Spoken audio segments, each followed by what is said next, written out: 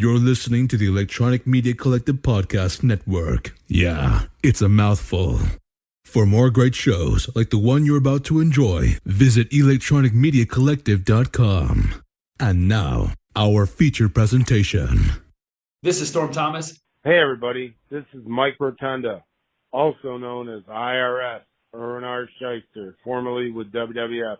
I am the unsolved mystery JT Energy. This is Lars Metzger.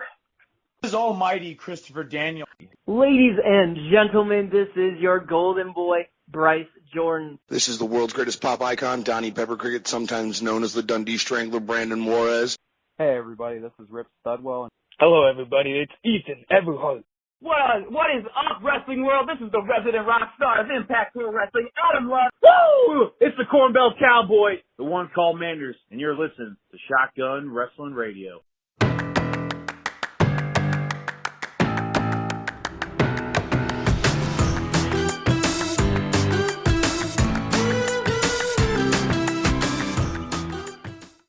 Welcome, everybody, to another edition of Shotgun Wrestling Radio. I'm your host, Zach Takis, and we are getting ready to head into the first Eminent Wrestling Alliance show of 2024, as it is an 18-and-plus show coming up this Saturday night in Tama, Iowa. That's right. Eminent Wrestling Alliance is back at the Tama Ballroom Saturday night, and my guest at this time has a huge matchup coming up this Saturday. He is getting his shot at the EWA heavyweight title, the one and only Mr. Gavin Parker. Gavin, my friend, man, it is awesome to have you on here. I've been following you pretty much since you made your debut last year with Eminent Wrestling Alliance, man, and you've really just taken off here, as it feels like lately, man. You've had some really awesome matches, even your first match. Like, how many people can say they have their first match against a guy like Ethan Everhart? You know what I'm saying? Like, that's a pretty tall task right there for your first match.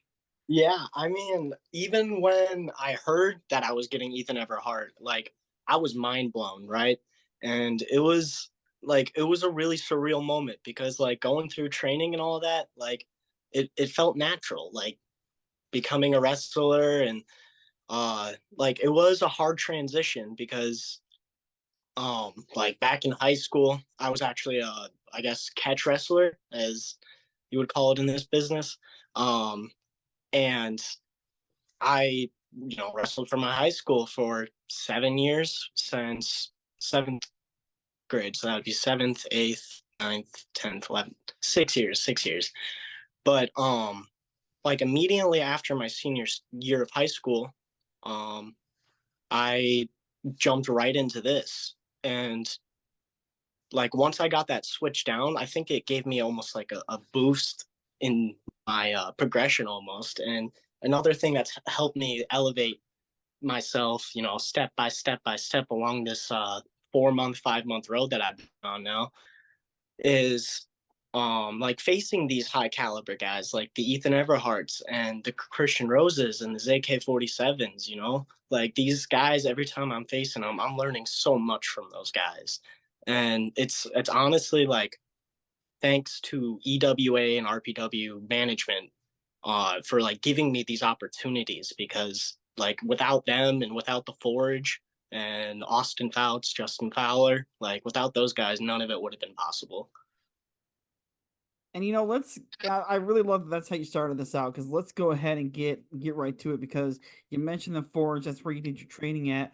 Was becoming the professional wrestler something you've always wanted to do, and what led you to picking the Forge? Because obviously in Iowa, we're blessed to have many different wrestling companies that offer training. Like, you got the Black and Brave Academy, you got Impact Pro Wrestling's Wrestling Academy, and obviously you got the Forge. So what was it for you that led you to get into pro wrestling and choose the Forge Wrestling Academy? So it's a funny story, actually. I was hanging out with one of my friends after, I believe it was a winter formal dance, right?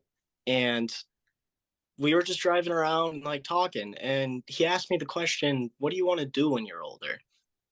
And honestly, originally I wanted to be a criminal psychologist and focus on education. So that's what my family always like pounded, like education. But as a kid, my dream was always to be a pro wrestler. And that's exactly what I told him. I told him, like realistically, because I didn't think it would happen, right? And I told him realistically, I want to be a criminal psychologist. But if I had to pick anything in the world starting today, I'd be a pro wrestler because you get to travel around the world, top athletes in front of thousands and thousands of people making so much money. And like, it can't be that hard, right?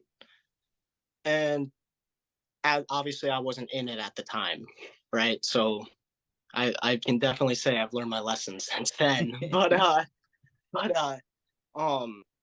funny enough, he told me that he knew Justin Fowler. He was getting trained by him, or not trained, but personal training for like lifting. Used as like personal trainer, and he told me he can like give me his contact, and so I got Justin's number. I shot him a text one day, just like mere like Hail Mary throw. I was like, hey, my name's Gavin. I got your number from so and so. I want to try becoming a pro wrestler. I was wondering how I could do that. And after a little bit of chit chat with Justin, he sent me Austin's number, and Austin had me and my mom come down to the Forge and, showed us around and gave us all the information. And from there, I tried, looking into other companies. I looked at Impact. I looked at 3X. I also looked at Black and Brave. And finally, I kind of just narrowed it down to who was the nicest promoter, right? Because my mom didn't know a lot about this, and I was kind of just winging it. And Austin was extremely nice to me. He like when I talked to him, he felt like family, and so I chose the Forage then. And I mean, it was the best. I think it was the best decision. It was the best way things could have played out. Because who knows? Maybe if I went to a different one of those promotions, like maybe things wouldn't have played out the same. Like who knows? And I'm just very thankful for the path that I've had so far. Now, for you, when you finally, signed all the paperwork and you got your start date for your first class, what were some of your memories from your first day of class? Ooh. I gotta say, it was a lot of running ropes. I thought it would be easy. And just after those first day of running those ropes constantly back and forth, I mean, I had those welts in my back. I felt it for days after. And it was not an easy shift. I mean, the first month of training was kind of like, ugh, like am I really going to be able to do this? And it didn't it just took one day for everything to kind of mesh together. One day, everything that I learned chunk by chunk just kind of came together. And that's when I finally decided, like, I'm going to stick with this because, this is a lot of fun. And at first it was fun. And I didn't realize how flippy I was either until I started training with the boys. And it was maybe like halfway through training when we started actually working on our moves. I'm not the biggest guy in the world, right? So I'm not going to be able to pick up a, decently sized guy over my shoulders like everyone else. So at first I was thinking maybe I'll be a technical wrestler. And then I did a backflip down the ropes for fun and actually landed it. And it was kind of like, oh, whoa, like I can do this type of stuff. And like Austin helped me slowly push myself out of my comfort zone. And now that stuff's like second nature to me. I don't second guess about doing that stuff. It's like, boom, just do it. Now, again, you get to the training, you start running the ropes. Do you remember what it was like when you finally actually took like your first like back bump, and did that surprising feel you? Because I always love asking people this because I think the first back bump always surprises people who think, oh, the ring looks so bouncy. The ring looks so bouncy. And I think it always surprises people that there's absolutely no give when it comes to those rings. Nope. So if anyone knows how a ring's made, it's basically just a bunch of metal beams with wood boards on top, and then a very thin layer of mat. And that you're throwing yourself, like your body weight down at that. Not as hard as you can, but you're throwing yourself down kind of hard. Like that hurts. And the first time I took a bump, I think I must have just done one wrong because I felt that shoot down my back and all the way down my legs. And it felt like I just got hit by a baseball bat or like some really big dude just ran into me. Like, and it was just like, whoa. So let's go ahead, man. I'm going to get back to asking you about your journey here in wrestling. Let's go ahead and start running down some of the matchup you guys are going to see this coming Saturday in Tama, Iowa. Again, this is an 18 and plus show. So if you're 18 and plus, get on out to the Tama Ballroom this Saturday night. We got some tag team action here that we're going to talk about. We have Supernova versus Luke Luna and Viking Taker. And, one thing, man, looking at this, we got some new blood coming that's making their debut here this coming Saturday night in Tama, Iowa. We do. And there is a lot of debuting talent, or not debuting, I'm sorry, incoming talent coming into the Forge that I've seen recently that have really caught my eye. And so like some of those guys I've seen around Supernova, I've seen them around Luke Luna and Viking Raider. And man, this Viking Raider guy, he seems kind of scary. I mean, it's hard to see a man that size with as much speed as he has and pure athleticism for a big man. I mean, when I tell you he moves like a semi-truck, And Luke Luna, we know who Luke Luna is. He's him and his rabbit. They got their old. I kind of try to stay on the other side of the locker room when Luke Luna's in there. Keep to myself because I don't want to get screamed at in the face there. But Supernova, I mean, everyone, I don't know if there's one person in the back that likes Supernova.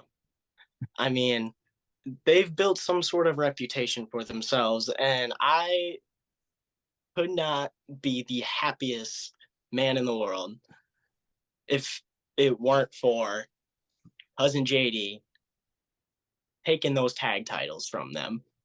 And man, I hope Supernova never gets those titles back. And I hope that the new guy and Luke Luna, for once, shut Supernova up again.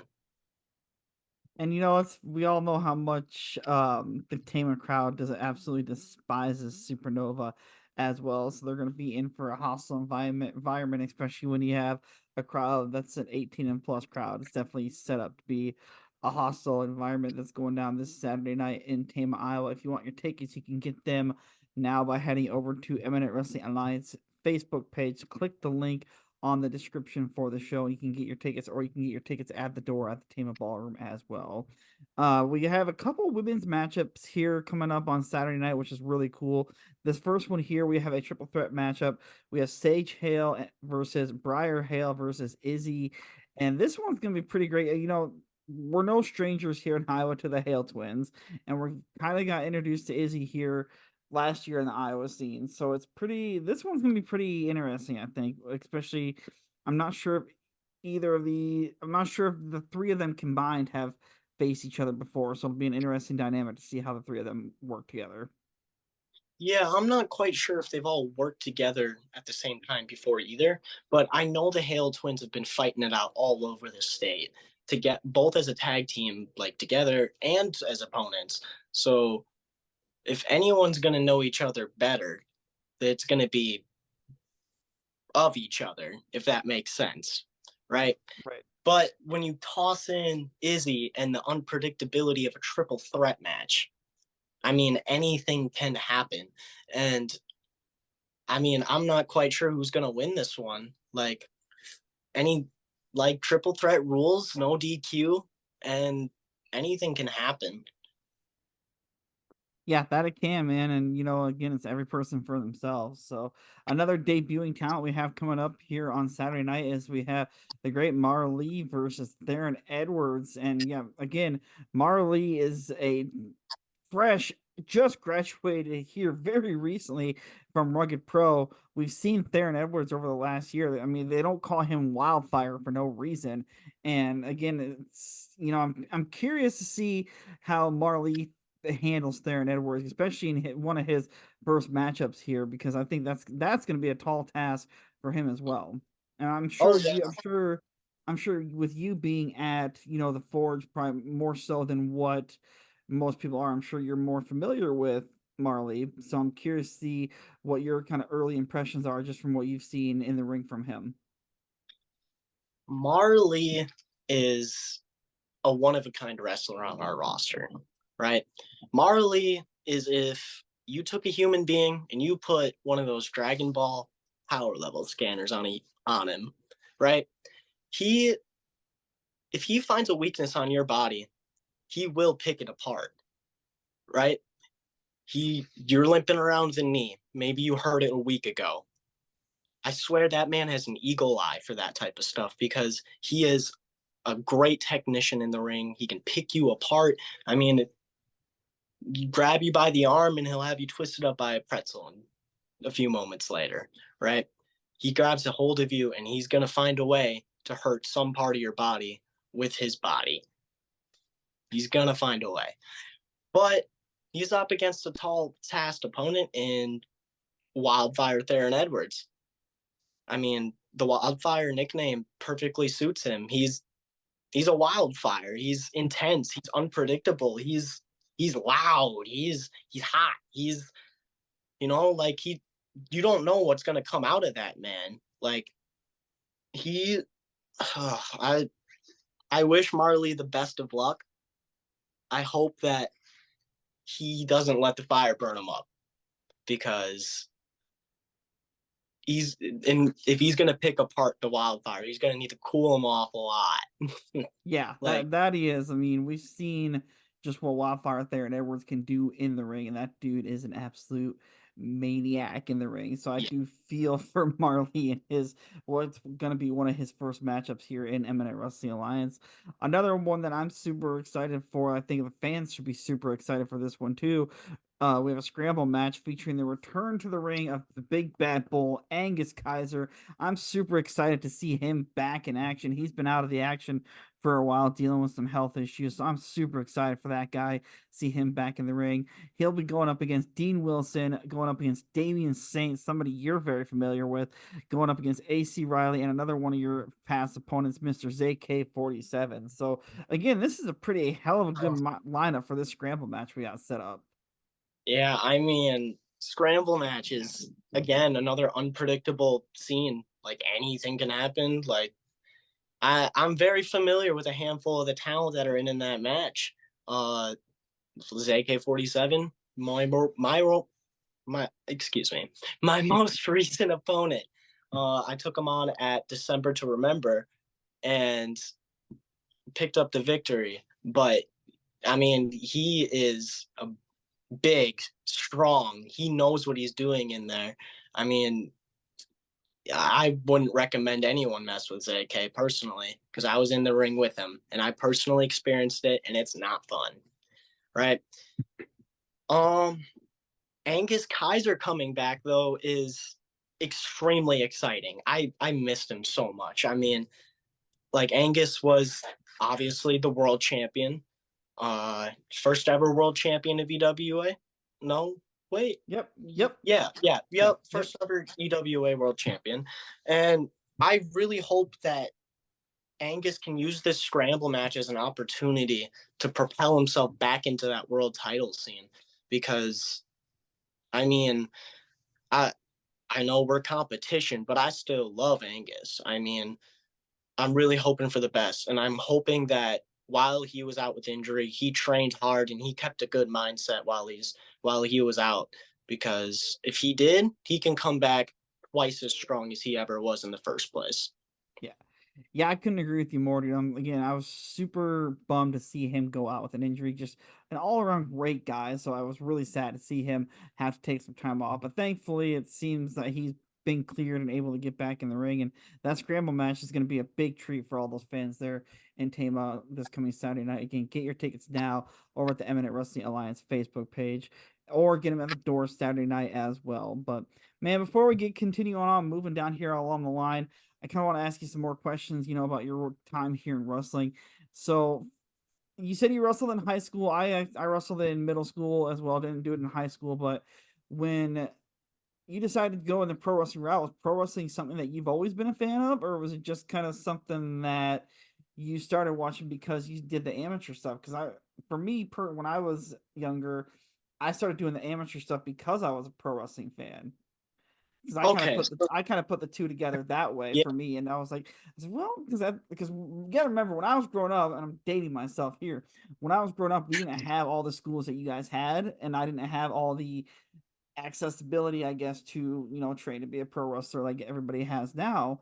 Which again, it's fine, everybody has their own life, but it's like, and I really feel like, especially you, and I feel like a lot of people, if you want to get into professional wrestling, I would strongly recommend doing something like amateur wrestling if you're like in high school. If you want to say, hey, I want to transition this into professional wrestling, I think it can't help but help you get that next step even further along, if that makes sense.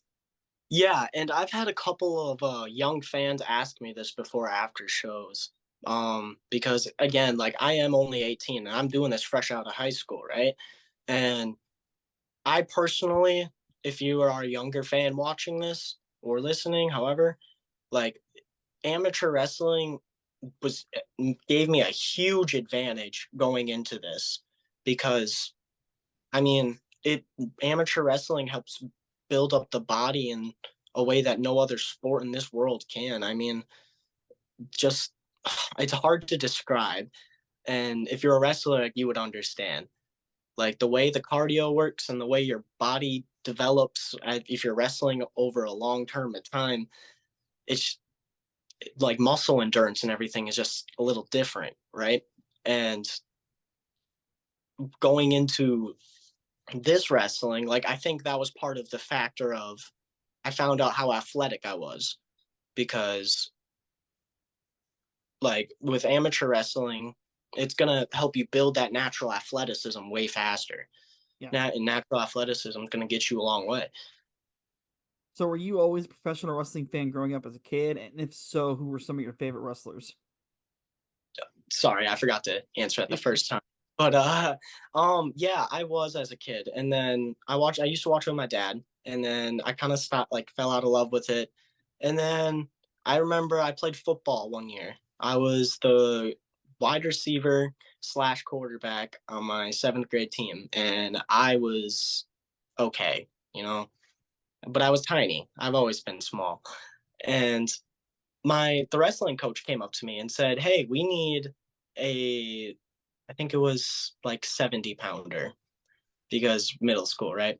And he came up to me and was like, hey, I think we need a 70-pounder, and you're the only guy that's small enough on the football team. You want to join? And it was a spur of the moment thing, because my dad wrestled, and I just said, like, yeah, sure. And that actually brought me back into pro wrestling. Nice. Because like, all my friends would make fun of pro wrestling while we were doing it. I was the one guy in there that was like, what are you talking about? Like, that stuff is cool. And like, eventually they kind of clowned on it to the point where I got back into it. And then when I got back to high school, it was already a part of me at that point. And I was living in Wisconsin until 2021. So that would be my beginning of junior year. Right? Yeah. The beginning of my junior year is when I finally moved here to Iowa. And at that point, wrestling was a part of me. And because I thought that I was either going to go to college for I guess catch wrestling. I thought I was going to try going to college for that, and then criminal psychology, or if it didn't work out, maybe I can do pro wrestling. But I didn't think it was going to happen until, it just happened one day. Who were some of your favorite wrestlers growing up? I would have to say Kofi Kingston, just as a childhood favorite. I know it's a weird one, but as a kid, he was my favorite, so I always have to put him up there. Well, let's be Kurt Angle, let's face it too. Like me and you being like shorter dudes, we always gravitated towards those guys. oh yeah, You for know, sure. because we're like I was the same way when I was growing up too with like basketball players. I love to play basketball, but I was like, I'm gonna be I'm short. I stand no chance. So I loved guys like Muggsy Bogues and your smaller Oh dudes. Like yeah, those are the guys that I really thought were just so cool. Because I'm like, you're short as hell, but you're a lot of fun. And like for us guys like Mysterio, Kofi, those dudes who aren't necessarily the biggest, but have a ton of heart in them. yeah. Kofi Kingston, my childhood favorite growing up, and like I'm always gonna throw him on there, and whatever, right? Also, Kofi Mania was freaking awesome, and I don't care what anyone, right? Kurt Angle, I'm a huge fan of that all-in-one package type of thing, and that like I try to inspire part of my wrestling from him. So I don't know. I think I try to inspire myself a little bit off Kurt Angle, and it's because he was one of the best performers of all time. I mean, some of the best matches of all time, and he was a great character, great talker, great, like just an overall really, really good professional wrestler. Stone Cold Steve Austin, another wrestler I grew up on because I didn't watch Monday Night Raw growing up. I actually watched DVDs, like the old documentaries. Oh yeah, yep. And the first documentary series I actually have it in this dressing drawer right next to me here. It's buried deep in there, so I grab it. But Stone Cold documentary, 4-disc set, and I would watch that thing on repeat, dude. It was that and the first documentary series that I would watch on repeat. And I'd say my fourth is Eddie Guerrero. Again, like that cruiserweight aspiration, like inspiration of what I want to be. And Eddie Guerrero is another like inspiration of that style of like WCW Eddie Guerrero. Yeah, that again, you just can't go wrong with some of those guys, man. It's just great talents all around there. I'm gonna get back to more because I know we're probably getting low on time here, but let's go ahead, man. We're gonna run down some more of the list here of the show coming up this Saturday night. Again, remember it's 18 and plus. Eminent Wrestling Alliance, Tama Ballroom. Get your tickets now over at Eminent Wrestling Alliance Facebook page, or like I said, you can get them at the door as well. We got Vic Capri versus Joey Avalon versus Billy. I'm not too familiar with Billy or Vic Capri. Obviously, I know Joey Avalon, but So yeah, I'm not I'm too not too familiar. familiar with the others. Yeah, I'm not too familiar with Billy either. Vic Capri I have seen once, and I know that Vic Capri has wrestled all across the world. I'm pretty sure, if I remember correctly. He is a great talent, amazing. I saw him face off against Jackson King, and that was one of the best matches I've seen in my career so far as a pro wrestler. And Joey Avalon is another amazing talent. I mean, I know he's had amazing matches with Fowler. Like he's just another amazing talent that's has a lot of connections with Sierra too. And I know she's really good. So And that's a great transition into our next matchup here. Yeah, we don't have a lot of time left. That's great transition into our next matchup as we got Sierra versus Maggie Lee, which that has potential to be match of the night right there, man. oh yeah, I mean Sierra is one of the best female wrestlers in the country, arguably.